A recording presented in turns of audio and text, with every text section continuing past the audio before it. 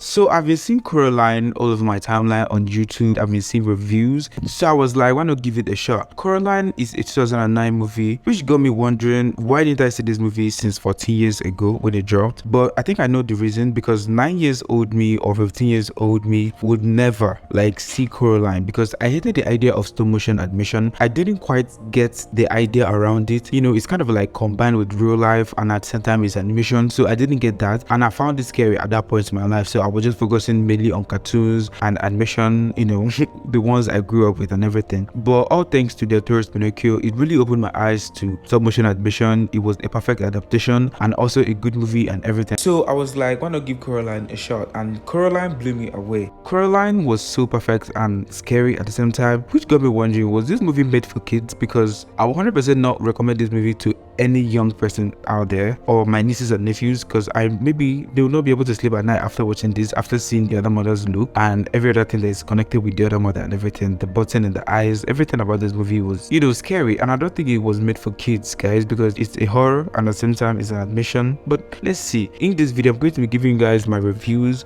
on the animation, on the, you know, what the movie was trying to portray, lessons learned, and everything. Is going to be like in 3 segments, so let's get into it, guys. Now sit back and enjoy the show and enjoy the video.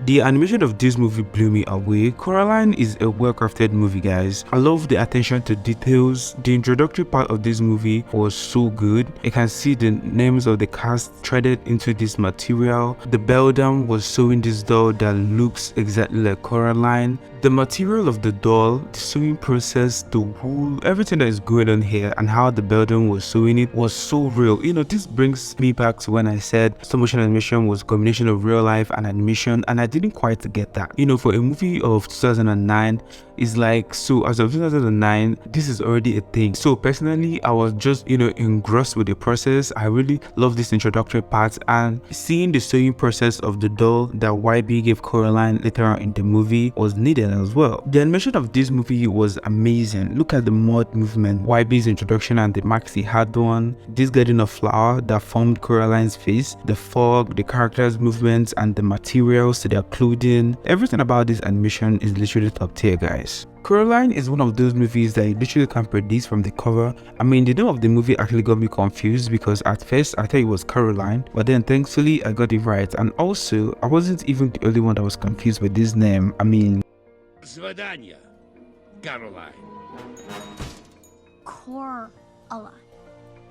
You know, Coraline Jones is a little girl that moved to a new apartment with her parents, and then turns out her parents are always engrossed with their work. They pay little or no attention to her. She then meets this boy YB, who is the grandson of the landlady of the house. YB gives her this doll that looks exactly like her. She brought it home, and then again her parents could care less about this doll. There was even a scene that shows where her dad told her to go play with her new doll. You know, the fact that he knows that this is a new doll and he's not the one that got it for her says a lot. You know, it says a lot about nonchalant parents. Another thing I love about this movie is it taught a big lesson, but we are getting there, guys. With the influence of this doll, it led her to a door that literally leads through a portal that leads to another dimension, and in this new dimension is the whole different world, a brighter world, a world where her parents literally cares for her, pays attention to her needs. But the only difference is these her other parents, they have buttons as eyes, and everybody in this new dimension, they all have buttons as eyes, you know. But still, it didn't stop Coraline from enjoying herself and, you know, feeling at home. So it kind of like became a routine for her. Every night she would go there and she would enjoy herself. It gets to a point where the other mother asked her to stay back, but for her to stay back, she would have to sew in buttons in replace of her eyes. So this was where Coraline kind of like, you know, became woke of the whole situation that's going on, but it was already late. Then the other mother trapped her, put her in a prison. She met other victims of the other mother, and they told her what was going on, how they were all led here by a doll. They accepted the offer to replace their eyes with a button, and this was the outcome, you know. So with the help of the other YB, because literally everybody was duplicated in in this new dimension. The other YB helped her escape, and Coraline go back to the other world and realizes that her parents were trapped by the beldam. So she go back to the other world and proposes a game to the beldam that if she's able to find her parents and the lost ghost souls, that the beldam is going to free them, and vice versa. You know, if she's not able to find her parents and the lost ghost souls, that she's going to remain at the other world with the other mother and everything. And the beldam agreed, but you know, which villain is going to honor their bargain, right? The beldam ended up not honoring the bargain, so even after finding the parents, she still did not allow Coraline to leave. Coraline throws the cat at her and was able to rescue her parents, and in the process of trying to shut the door, she severed the beldam's right hand, and the right hand followed her to the real world. And she got back to her parents, and in her dreams, the lost ghost souls came to her dreams to thank her for rescuing them. Then she shut the door that was leading to the other dimension, and she wanted to like throw the key inside the well. This was where we saw the right hand try to secure the opportunity to like, you know, fight back, and with the help of YB, they were able to throw both the key and the hand inside the well and shut everything. So this was like where the movie ended, guys. But you guys, mind you, at this point, the beldam had already showed her true figure, and this was where I drew the line about this movie being made for kids, because I cannot have my kids or my nephews watching this figure. They will not be able to sleep at night, guys. They will be tormented in their dreams or even have sleep paralysis, guys, because they will not be able to sleep at night. And this was why I thought Coraline was not made for kids, because you know, the plot of the movie is dark. You know, your parents not being there for you, not listening to you, not being able to like, you know, provide the basic things parents are supposed to do. That's pretty dark for a kids movie, guys. But just like every good movie, there are some lessons learned, and in this movie, parents should be able to, you know, be for their kids, provide for their kids, listen to them when they are in need, and not just chase them off and allow their work and daily life to like overcloud their, you know, maybe judgments, and not being able to like provide the basic things and the basic attention every kid deserves. And also, as a kid, you shouldn't be taking things from strangers, and even if you must take things from strangers